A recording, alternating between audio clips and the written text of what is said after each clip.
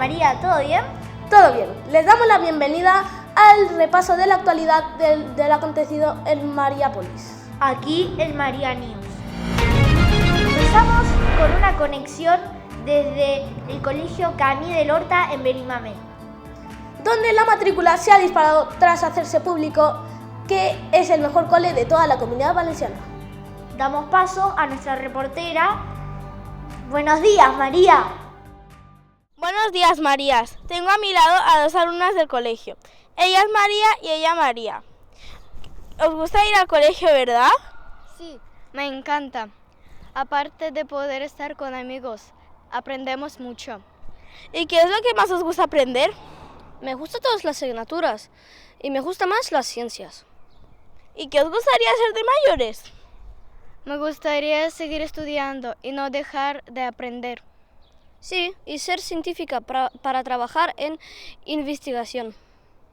Muchas gracias. Adiós.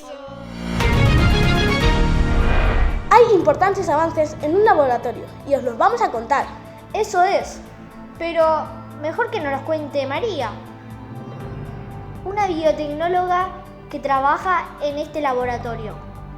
¡Vamos allá! Hola, buenos días, soy María Gómez y hoy les contaré lo que hacemos en el laboratorio. Tenemos dos investigaciones. La primera es modificar las plantas para que crezcan más rápido. Y la segunda es modificar genéticamente las plantas para que creen un fármaco. Eso es todo. ¡Adiós! Ya se ha recibido el premio a la ganadora del Premio Nobel de Química de 2024. Gracias a sus descubrimientos de hongos filamentosos, vulgarmente conocidos como Mo, para que produzcan proteínas muy interesantes para la biotecnología. Enhorabuena por ese merecido premio. Y adelante con última noticia de última hora. Conectamos con nuestra corresponsal en Soria, desde la estación del tren. Hola, buenos días. Hoy en la estación de Soria ha habido una avería. ¿Estás enfadada o triste por algo? No, me da igual si voy a venir tarde o pronto. Ah, ¿y eso? Es que vengo de Soria a Valencia a una universidad. Es que desde pequeña quería ser una científica. Muchas gracias por la atención y adiós, nos vemos pronto.